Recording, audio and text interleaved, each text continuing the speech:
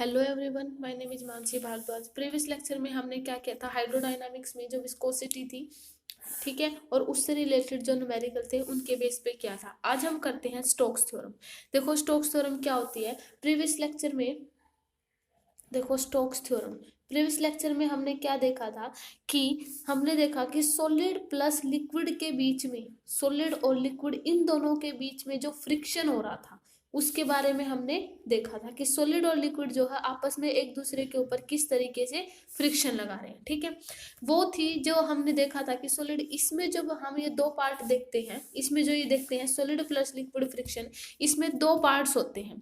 एक तो सिचुएशंस आती है, एक सिचुएशंस क्या आती है कि अगर solid layer plus liquid layer अगर सरफेस सरफेस के साथ कांटेक्ट में हो, ठीक है, जैसे मान लिया, देखो फर्स्ट कंडीशन क्या बनती है इसकी, दो सिचुएशंस बनेंगी। फर्स्ट क्या होगी, मान लिया ये वाटर है, ठीक है, इसके साथ कोई भी बोट जो है अगर वो सरफेस के साथ कांटेक्ट में, देखो जैसे ये बोट होगी, ये वाटर का सरफेस हो गया, ये बोट का हो गया, तो देखो यहाँ से सरफेस सरफेस के साथ कांटेक्ट में है सिर्फ। ठीक है, तो पहली तो ये आई जिसमें हमने इसमें इस कंडीशन में हमने क्या निकाला था, विस्कोसिटी का फॉर्मूला। विस्कोसिटी जो विस्कस फोर्स आया था एफ वी, किसके इक्वल आया था, माइनस का eta D V by D Z into area.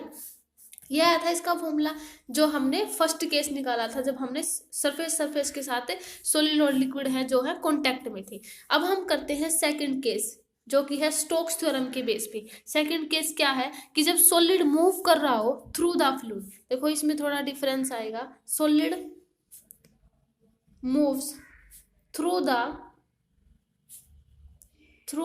Liquid, through the liquid, जब कोई सॉलिड है लिक्विड के थ्रू मूव कर रहा हो, इसमें ये केस बनेगा सेकंड। तो फर्स्ट केस ये था कि जब सरफेस सरफेस के साथ कांटेक्ट में हो लेयर्स और लिक्विड और जो सॉलिड की लेयर्स, और सेकंड आएगा कि जब सॉलिड है लिक्विड के थ्रू मूव कर रहा हो, ये सेकंड है जो कि हम इसे क्या कहते हैं, स्टोक्स लॉ के अकॉर्डिंग। ठीक है, तो सॉलिड मूव्स करेगा थ्रू द लिक्विड।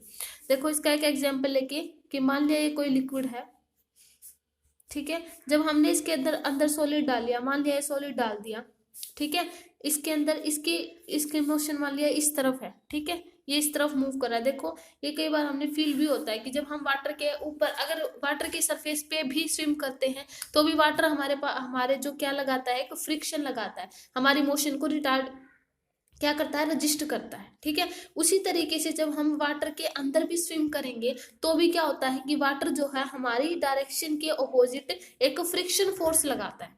ठीक है, इसका मतलब क्या हुआ कि वाटर के पास एक ऐसा फ्रिक्शन फोर्स है जो हमारी मोशन को क्या करता है, रजिस्ट करता है। तो सेम इस वही कंडीशन है स्टोक्स लॉ में कि जब हम किसी सॉलिड बॉडी को, जैसे हम अपना खुद का एग्जांपल ले कि जब हम लिक्विड के अंदर जाएंगे तो वो लिक्विड क्या करेगा, जैसे हम स्विम करना शुरू करेंगे तो लिक्विड हमारे ऊपर फ्रिक्शन लगाता है, ठीक है, और हमारी मोशन को रजिस्ट करता है। तो सेम यही है स्टोक्स लॉ कि जब हम किसी सॉलिड बॉडी को उसके अंदर लिक्विड के अंदर डालते हैं तो जो लिक्विड है एक फ्रिक्शन एक्ट करता है, उसी को हम क्या बोलते हैं, विस्कस फोर्स। ठीक है, उसको हम क्या बोलते हैं, विस्कस फोर्स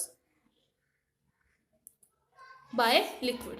ठीक है, वो होता है विस्कस फोर्स। अब देखो जब विस्कस फोर्स होता है, मूविंग ऑब्जेक्ट, मतलब जब लिक्विड के अंदर मूविंग ऑब्जेक्ट को डालते हैं, ठीक है, तब जो विस्कस फोर्स है किन चीजों के ऊपर डिपेंड करता है, देखो द विस्कस फोर्स पता चल गया क्या होता है कि लिक्विड के अंदर जब हम सॉलिड बॉडी को डालते हैं तो वो उसकी मोशन को, तो लिक्विड जो है उसके ऊपर क्या लगाता है, एक रजिस्ट फोर्स लगाता है। ठीक है, जो फ्रिक्शन फोर्स होता है, विस्कस फोर्स जिसको हम बोलते हैं। ठीक है, तो the viscous force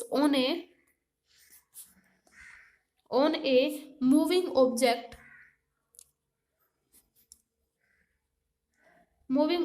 in a fluid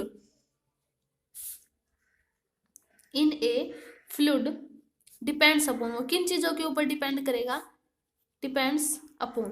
first case होगा shape and size of object, shape and size of object, shape and size of object पे कैसे करेगा, जैसे मान लिया हम अगर स्फेरिकल बॉडी को डालें, ठीक है, इसमें अलग अलग केस आएंगे, इसमें अलग अलग केस होते हैं कि स्फेरिकल बॉडी होती है अलग अलग, लेकिन सिर्फ इसमें इस जो हमारे चैप्टर में सिर्फ स्फेरिकल बॉडी के ऊपर बात करेंगे। ठीक है, तो जो शेप के ऊपर कैसे डिपेंड करेगा, अगर मान लिया हम किसी स्फेरिकल बॉडी को लिक्विड के अंदर डालें, ठीक है, कॉनिकल के अंदर डाले, तो हर एक के लिए जो विस्कस फोर्स है अलग अलग होगा, तो वो उसकी शेप पर डिपेंड करेगा, ठीक है। सेकंड केस आता है उसका speed of object. Speed of object, speed of object मतलब कैसे कि किसी ऑब्जेक्ट की स्पीड जितनी ज्यादा होगी, है ना, उसके ऊपर उतना ही ज्यादा क्या लगेगा, विस्कस फोर्स, ठीक है। तो ये आ गया सेकंड। और थर्ड था विस्कोसिटी ऑफ फ्लूइड, यानी जो हमने फ्लूइड लिया है, विस्कोसिटी ऑफ फ्लूइड मतलब हमने गाढ़ा फ्लूइड लिया है या फिर नॉर्मल, जैसे अगर हम ऑयल लें या फिर हनी ले, ऑयल या हनी के लिए अगर हनी और ऑयल लेंगे तो विस्कोसिटी हनी में ज्यादा हो गया एज कम्पेयर टू वाटर या फिर ऑयल, जो भी हम लेंगे, ठीक है। तो ये हो गया विस्कोसिटी ऑफ फ्लूइड पे डिपेंड करेगा। अब देखो इसने जो स्टोक्स ने किया था ना कि जब हमने सॉलिड बॉडी उसके अंदर डाली, उसने सिर्फ क्या किया, और अनदर जो आई शेप उनको ना लेके सिर्फ स्फेरिकल शेप लियो बॉडी की। तो देखो ये कैसे प्रूव हुआ स्टोक्स थ्योरम। देखो ये स्फेरिकल ऑब्जेक्ट ली थी फ्लूइड के अंदर, स्फेरिकल ऑब्जेक्ट ली, देखो जब ये मान लेते हैं कि ये हमने स्फेरिकल ऑब्जेक्ट ले ली इसके अंदर, ठीक है, स्फेरिकल ऑब्जेक्ट ले ली, तो क्या होगा, इसका जो विस्कस फोर्स होगा, यानी जो लिक्विड इसके ऊपर विस्कस फोर्स लगाएगा वो स्फेरिकल, इस स्फेरिकल बॉडी के किन फैक्टर पर डिपेंड करेगा, ठीक है। ये हमने कोई स्फेरिकल बॉडी ली है, तो फर्स्ट फैक्टर पे जो, देखो पहले लिखते हैं viscous force depends upon, viscous force depends upon, देखो विस्कस फोर्स इसके ऊपर मतलब फोर्स तो लगाएगा जरूर, क्योंकि लिक्विड है, लिक्विड उसके ऊपर फ्रिक्शन एक्ट जरूर करेगा, तो किन चीजों के ऊपर डिपेंड करेगा, किन फैक्टर्स पे। फर्स्ट होगा radius of sphere, radius of sphere, ठीक है। सेकंड होगा मतलब जो हमने स्फीयर लिया है ना स्फेरिकल, उसकी रेडियस पे डिपेंड करेगा। सेकंड करेगा स्पीड ऑफ स्फीयर, मतलब जो स्फीयर की स्पीड कितनी है, ठीक है, स्पीड ऑफ स्फीयर, ठीक है। एंड थर्ड केस आता है कोफिशिएंट ऑफ विस्कोसिटी, यानी जो हमने लिक्विड लिया है, कोफिशिएंट ऑफ विस्कोसिटी वो कैसा है, ठीक है, ज्यादा गाढ़ा है या फिर सिंपल नॉर्मल, ठीक है, वाटर है या फिर ऑयल है या फिर हनी है, ठीक है, तो उन चीजों के ऊपर। अब ये विस्कस फोर्स इन चीजों के ऊपर डिपेंड करेगा, तो देखो हम इसको ऐसे लिख सकते हैं, force is directly proportional to किस किस के, पहले रेडियस ऑफ स्फीयर आर, ठीक है, स्पीड ऑफ ऑब्जेक्ट स्फीयर यानी V, and coefficient of viscosity यानी ईटा, ठीक है। तो यहाँ से हम इसको ऐसे लिख सकते हैं, F is directly proportional to, मान लिया रेडियस की पावर ए हो गई, वी की पावर मान लिया बी, और ईटा की पावर हम सी मान लेते हैं, ठीक है। अब इनको हम कैसे सॉल्व करेंगे, डायमेंशनल से, ठीक है, डायमेंशनल फॉर्मूले से इसको हम सॉल्व करेंगे। तो जो एफ आ गया, देखो डायरेक्टली इसका प्रोपोर्शनैलिटी का साइन हटा के हम कांस्टेंट, कोई भी कांस्टेंट के मान लेते हैं, ठीक है, आर की ए, वी की बी एंड ईटा की सी, ये तीन आ गई, ठीक है। इन तीन चीजों के ऊपर डिपेंड करा था हमारा विस्कस फोर्स।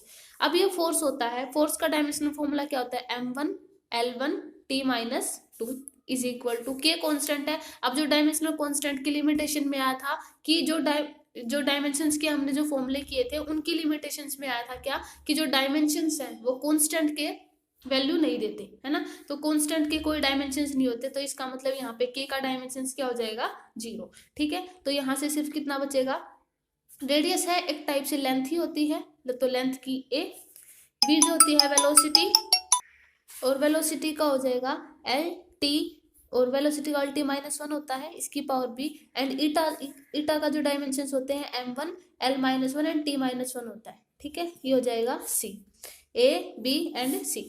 अब यहाँ से कंपेयर करेंगे, जो मास का है 1 इज इक्वल टू किसके इक्वल आ जाएगा, सी के, क्योंकि यहाँ से सिर्फ सी है पावर, इन दोनों में मास नहीं है।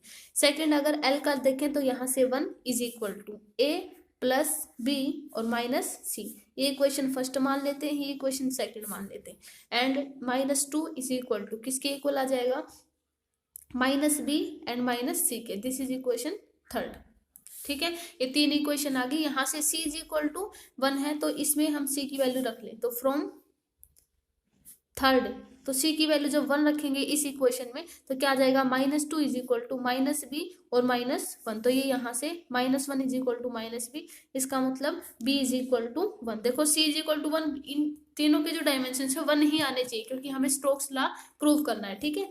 कि यहाँ पे R A V B and eta इन सब की वैल्यू 1 आनी चाहिए, ठीक है।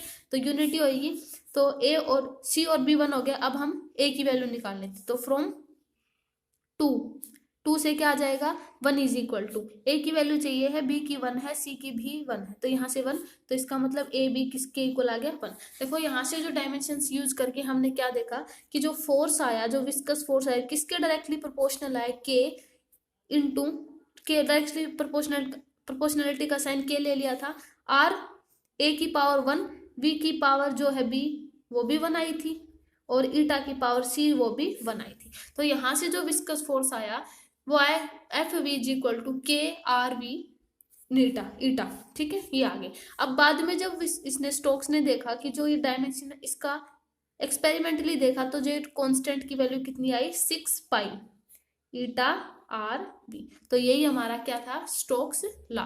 स्टोक्स लॉ क्या होता है, जब हम किसी बॉडी को, सॉलिड बॉडी को लिक्विड के अंदर डालते हैं, तो उस लिक्विड के अंदर वो जो है सॉलिड बॉडी के अंदर वो लिक्विड क्या करेगा, उसके ऊपर कोई फ्रिक्शन लगाएगा, ठीक है, उसकी मोशन को रजिस्ट करेगा, वही क्या होता है कि स्टोक्स लॉ, ठीक है। और स्टोक्स लॉ क्या होता है, विस्कस फोर्स जो होता है किसके इक्वल आ जाता है 6 पाई ईटा आर बी। यहाँ से जो विस्कस फोर्स होता है वो कई बार नेगेटिव भी लेते हैं, बहुत बुक में नेगेटिव होता है, ऐसा क्यों, क्योंकि फ्रिक्शन एक्ट कर रहा होता है, फ्रिक्शन हमेशा अपोजिट डायरेक्शन में होता है, तो हमेशा हम यहाँ पे नेगेटिव साइन भी लगा सकते हैं, अदरवाइज ये फॉर्मूला होता है स्टोक्स लॉ, ठीक है। तो F V is equal to 6 pi eta R B, ये होता है स्टोक्स लॉ, ठीक है, ये हो गया स्टोक्स लॉ।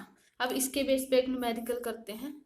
देखो स्टोक्स लॉ के बेस पे न्यूमेरिकल है कि हमने ये मान लिया लिक्विड है कोई, इसके अंदर हमने सॉलिड बॉडी डाल दी है, ठीक है, ये सॉलिड बॉडी डाल दी, तो क्या है इस सॉलिड बॉडी का मास कितना है 6.28 kg, ठीक है, ये इसका मास है, ठीक है। और इसकी जो वेलोसिटी है वो कितनी है 10⁻³ मीटर पर सेकेंड, ठीक है, ये इसकी स्पीड है, ठीक है। और ईटा जो गिवन है, यानी जो हमने लिक्विड लिया है ना, उसकी जो विस्कोसिटी कितनी है 10⁻³ न्यूटन सेकेंड मीटर स्क्वायर, ठीक है, ये ईटा की वैल्यू गिवन है।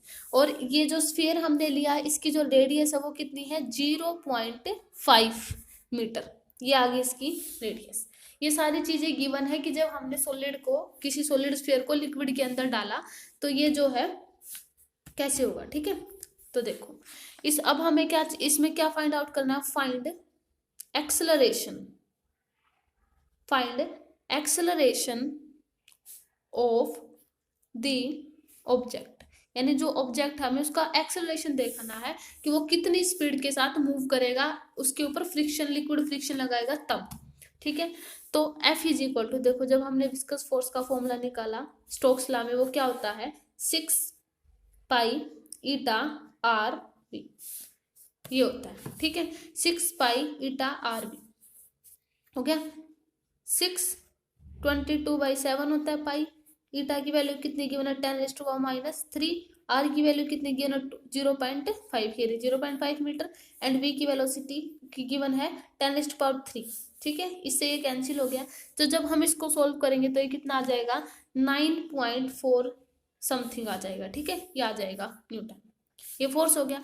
अब according to Newton second law of motion की फोर्स इज इक्वल टू किसके इक्वल होता है एम ए के। तो अगर यहाँ से हमें क्या चाहिए एक्सेलरेशन चाहिए, तो हम इसको कैसे कर सकते हैं फोर्स बाय मास। तो फोर्स हमारा कितना है 9.4 समथिंग आया, एंड ये कितना है 6.28 है, तो 6.28। जब हम इसको सोल्व करेंगे तो यहाँ से इसका आंसर कितना आ जाएगा 1.5 मीटर पर सेकेंड स्क्वायर। ऐसा क्यों, क्योंकि जो एक्सेलरेशन की यूनिट होती है मीटर पर सेकेंड स्क्वायर होती है, ठीक है, तो ये आ जाएगा एक्सेलरेशन।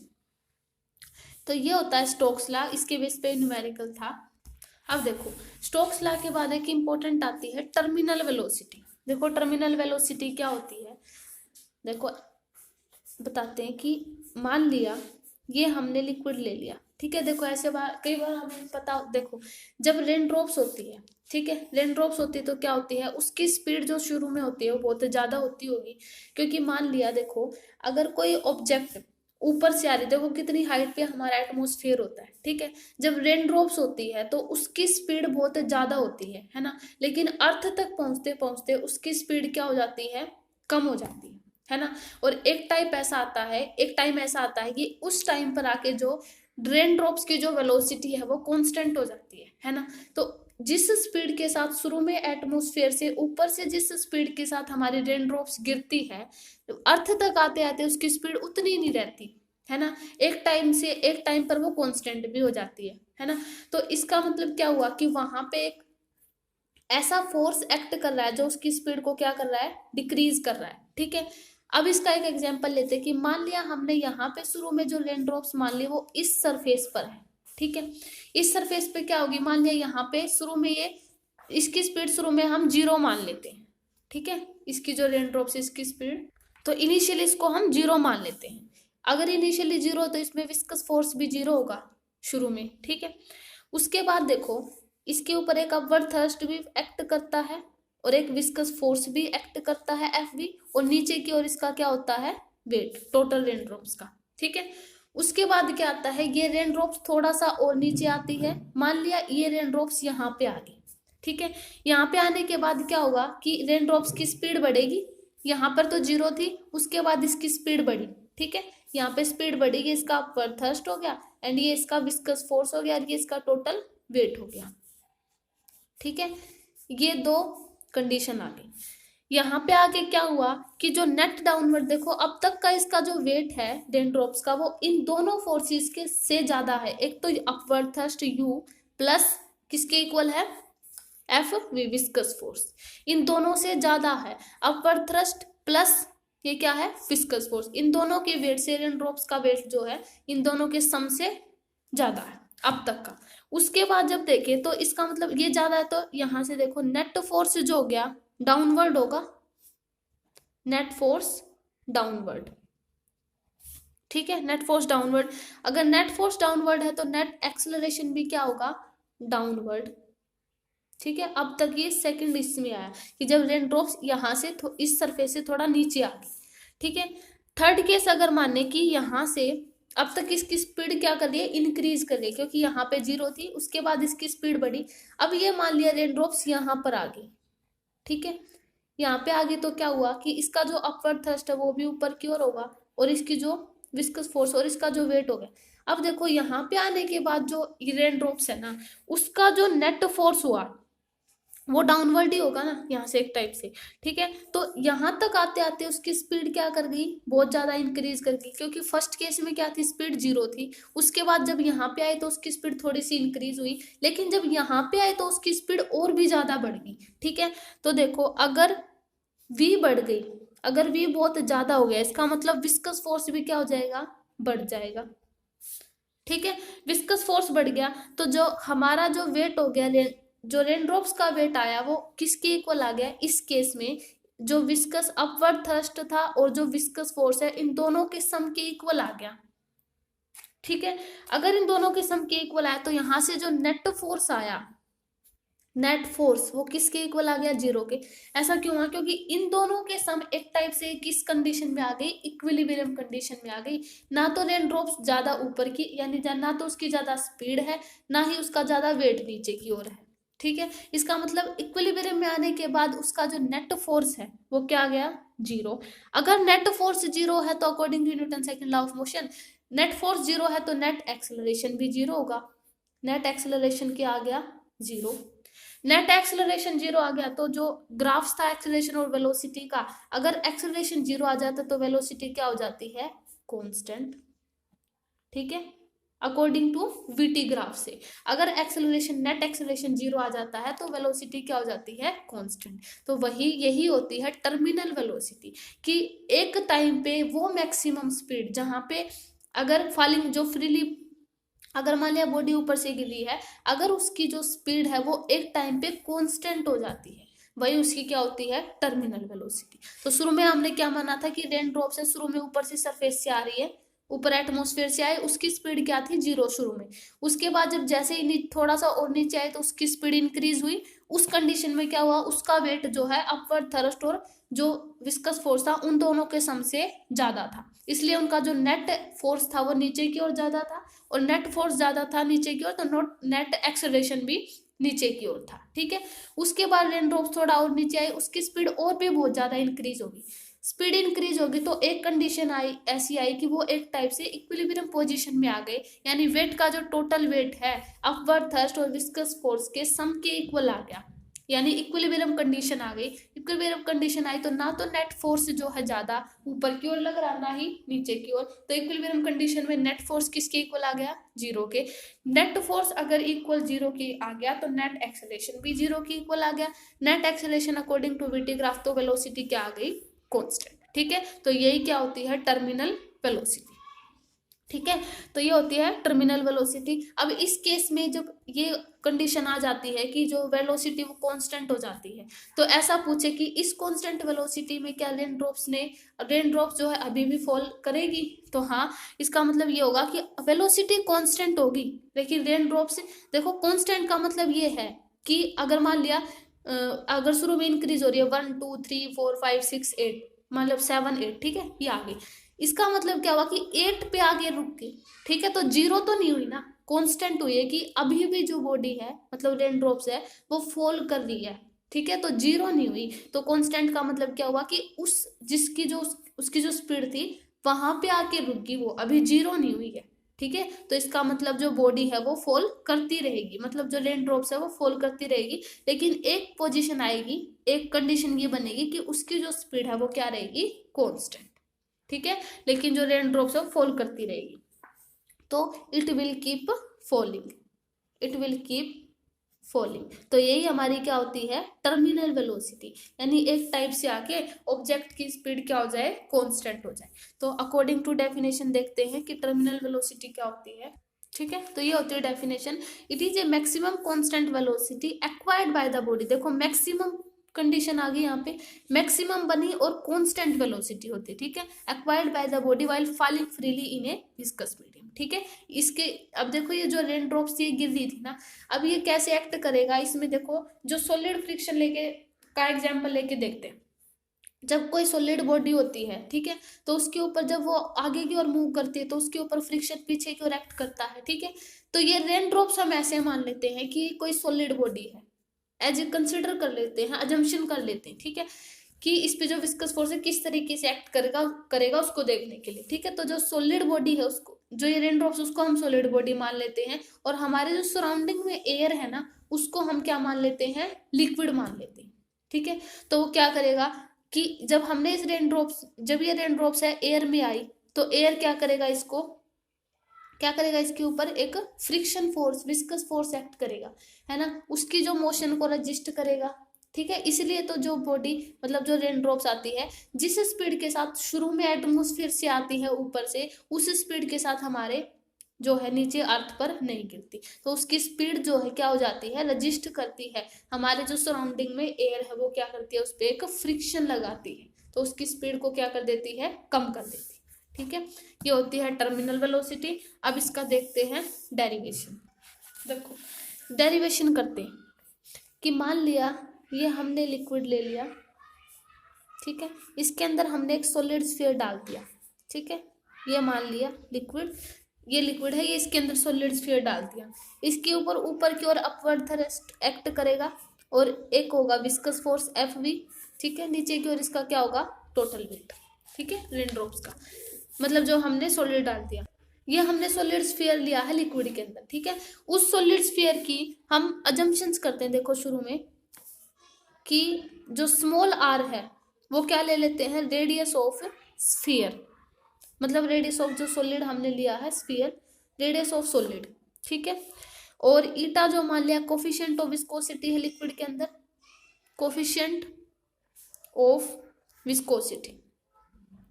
ठीक है, ये ईटा मान लिया, और एक डेंसिटी ऑफ लिक्विड जो रो है वो मान लेते हैं डेंसिटी ऑफ लिक्विड। ठीक है, लिक्विड की जो डेंसिटी है, डेंसिटी ऑफ लिक्विड, एंड जो सिग्मा मान लेते हैं वो क्या मान लेते हैं, डेंसिटी ऑफ सॉलिड। ठीक है, ये अजम्पशंस मान लेते हैं। अब हमें क्या निकालनी है, टर्मिनल वेलोसिटी। हमें पता है कि जो हमारा विस्कस फोर्स होता है वो किसके इक्वल होता है, 6 पाई ईटा आर वी, ये होता है विस्कस फोर्स। ठीक है, तो ये टर्मिनल वेलोसिटी में क्या आया था कि यहाँ पे जो टोटल आकर जो टोटल वेट था वो किसके इक्वल हो गया था, upward thrust plus viscous force के सम के इक्वल आ गया था, है ना, क्योंकि यहाँ पे इक्विलिब्रियम पोजीशन आ गई थी। ठीक है, यहाँ पे ही देख रहे हैं हम लास्ट में जो रेनड्रॉप्स लास्ट टाइम में आई थी। ठीक है, तो जो टोटल वेट है विस्कस फोर्स और जो अपवर्ड थ्रस्ट है उन दोनों के सम के इक्वल हो गया। ठीक है, तो वेट जो होता है किसके इक्वल होता है, mg के इक्वल होता है। ठीक है, और अपवर्ड थ्रस्ट जो होता है, देखो यहाँ पे लिख लेते हैं साइड में, जो अपवर्ड थ्रस्ट होता है वो किसके इक्वल होता है, v रो एंड g। ठीक है, where v is the volume of fluid displace, यानी जब ये सॉलिड स्फीयर हमने लिक्विड के अंदर डाला तो उसने कितना जो है फ्लूइड डिस्प्लेस किया। ठीक है, वो वॉल्यूम v है। रो क्या होती है, वही डेंसिटी ऑफ द फ्लूइड। ठीक है, एंड g वही ग्रेविटी होती है, एक्सीलरेशन ड्यू टू ग्रेविटी। तो यहाँ से अपवर्ड थ्रस्ट किसके इक्वल आ गया, v rho g, and viscous force किसके इक्वल आ गया, 6 पाई ईटा आर v। ठीक है, ये आ गया। अब यहाँ से जो देखो वॉल्यूम जो होती है, डेंसिटी किसके इक्वल आती है, मास पर यूनिट वॉल्यूम। लेकिन हमें क्या चाहिए यहाँ से, मास, तो हम क्या मान सकते हैं, mass is equal to density into volume कर सकते हैं। ठीक है, डेंसिटी इंटू वॉल्यूम हो जाएगा। तो डेंसिटी जो है वो क्या है, लिक्विड की, सॉलिड की डेंसिटी क्या है, सिग्मा इंटू वी। ठीक है, तो हम इस मास की जगह पे ये चीज लिख सकते हैं, क्योंकि यहाँ पे सॉलिड जो सिग्मा है क्या है, density of this solid into V. तो अब मास की जगह पे हम ये लिख देंगे sigma into V into G is equal to किसके इक्वल आ जाएगा, V rho G plus 6 pi eta R V. आ गया। अब क्या करें कि हमें क्या निकालना है कि देखो यहाँ पे जो स्पीड है वो टर्मिनल वेलोसिटी की इक्वल आ गई थी ना, ये वेलोसिटी, क्योंकि यहाँ पे इक्विलिब्रियम पोजीशन में जो ये स्पीड है ये टर्मिनल वेलोसिटी की इक्वल आ गई थी। ठीक है, तो अब हमें क्या निकालना है, 6 टर्मिनल वेलोसिटी फाइंड आउट करनी है।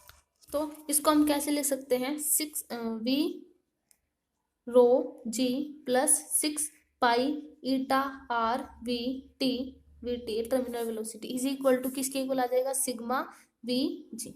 ठीक है, ये टर्म। अब हमें यहाँ से वी टी चाहिए, तो V T is equal to किसके इक्वल आ जाएगा, यहाँ से सिग्मा वी जी, है ना, ये आ जाएगा सिग्मा वी जी माइनस का वी रो जी, और ये वाले टर्म क्या आ जाएगी, डिवाइड में 6 पाई ईटा आर वी, या ठीक है, ये डिवाइड में आ जाएगी टर्म। अब क्या चाहिए, टर्मिनल वेलोसिटी, तो यहाँ से वी टी किसके इक्वल आ जाएगा, यहाँ से इन दोनों में वी और जी कॉमन है तो वी जी आ जाएगा, V and G is equal to यह आ जाएगा sigma minus rho by 6 pi eta R, यह आ गया। अब यहाँ से जो वॉल्यूम है, अब यहाँ से जो v है ना, v volume of this sphere है। ठीक है, वॉल्यूम ऑफ दिस स्फीयर किसके इक्वल होता है, 4/3 पाई आर की क्यूब, है ना, और g rho minus this and 6 pi eta R V तो निकालना है तो ईटा आर।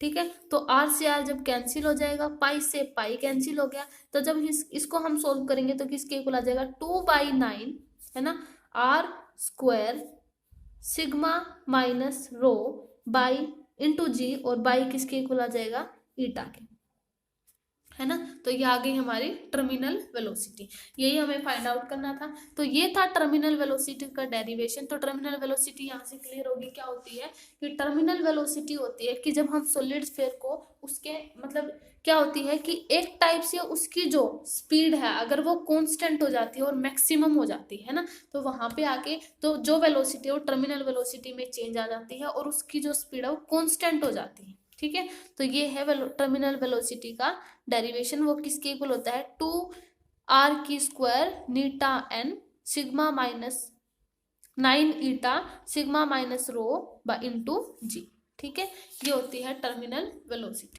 ठीक है, तो आप टर्मिनल वेलोसिटी की बेस पे एक न्यूमेरिकल करते हैं। देखो ये है न्यूमेरिकल, एक मेटल बाल है जिसकी रेडियस कितनी है, 2 mm है। ठीक है, डेंसिटी इतनी है कि 10, रेडियस तो इतनी है एंड डेंसिटी उसकी कितनी होगी, 10.5 ग्राम सीसी। इस ड्रॉप्ड इन ए ग्लिसरीन, हमने उस ग्लिसरीन के अंदर डाल दी और उस ग्लिसरीन का जो कोफिशिएंट ऑफ विस्कोसिटी है वो कितना गिवन है, 9.89। ठीक है, एंड डेंसिटी उसकी उस जो ग्लिसरीन के अंदर डाला है उसके अंदर जो उसकी डेंसिटी वो कितनी है 1.5 ग्लिसरीन की डेंसिटी। ठीक है, अब हमें क्या निकालनी की टर्मिनल वेलोसिटी निकालनी है बॉल की। ठीक है, तो देखो रेडियस कितनी है r is equal to 2 mm। ठीक है, ये हो गया। अब हम इसको जब mm से सेंटीमीटर में चेंज करेंगे तो 0.2 सेंटीमीटर आ जाएगा। ठीक है, अब हमें टर्मिनल वेलोसिटी फाइंड आउट करनी है vt। गिवन क्या है, रो जो है डेंसिटी ऑफ द लिक्विड कितना है 10.5 ग्राम cc, ये गिवन है। ठीक है, डेंसिटी ऑफ ए लिक्विड है। एंड ये हो गया, एंड जो सिग्मा है यानी जो ग्लिसरीन है ये डेंसिटी ऑफ द सॉलिड है। ठीक है, जो हमने सॉलिड उसके अंदर लिया है, जो हमने मेटल बाल ली है उसकी, और ये सिग्मा जो है डेंसिटी ऑफ द ग्लिसरीन है वो कितनी है 1.5 ग्राम cc। ठीक है, ये हो गया। अब हमें ईटा जो गिवन है, जो हमने ग्लिसरीन ली उसका कितना गिवन है 9.89 सेंटीमीटर स्क्वायर, ये गिवन है ईटा। जो टर्मिनल वेलोसिटी उसका क्या फॉर्मूला होता है 2r² rho minus sigma into जी बाय 9 ईटा, ये गिवन है, ये होता है फॉर्मूला। तो फॉर्मूले में सारी वैल्यू पुट कर देंगे। 2r की जगह क्या रखेंगे 0.2 का स्क्वायर इंटू ये कितना गिवन है 10.5 माइनस ये कितना गिवन है 1.5। ठीक है, और 9 ईटा, 9 और ईटा की वैल्यू कितनी गिवन है 9.8। ठीक है, एंड जी कितना होता है 980। ठीक है, ये हो गया। अभी इनकी सारे की वैल्यू जब पुट करी, जब हमने इसको सोल्व किया तो यहाँ से कितना आ जाएगा 8 सेंटीमीटर पर सेकेंड। ठीक है, ये आ गई टर्मिनल वेलोसिटी। क्या लिया था कि एक मेटल बॉल है उसकी रेडियस कितनी थी 2 mm, उसको जब हमने ग्लिसरीन के अंदर डाला उसकी डेंसिटी शुरू में कितनी थी 10.5, उस ग्लिसरीन के अंदर डाला, उस ग्लिसरीन का कोफिशिएंट ऑफ विस्कोसिटी 9.8 थी और उसकी जो डेंसिटी थी ग्लिसरीन की वो 1.5 थी। ठीक है, हमें उसमें टर्मिनल वेलोसिटी फाइंड आउट करनी थी। टर्मिनल वेलोसिटी का फॉर्मूला होता है 2r² rho minus sigma into G by 9 eta. ठीक है, और 2r की वैल्यू 0.2 थी और ये सारी वैल्यू पुट करके यहाँ से आ गई टर्मिनल वेलोसिटी। ठीक है, तो जो ये थे coefficient of terminal velocity and Stokes law. तो नेक्स्ट लेक्चर में हम करेंगे जो अलग अलग हमारी जो क्या होते हैं फ्लो होते हैं, streamline flow, laminar flow, turbulent flow, इनके बेस पे, और बर्नौलीज थ्योरम। ठीक है, तो आज के लेक्चर में इतना ही। Okay, thank you.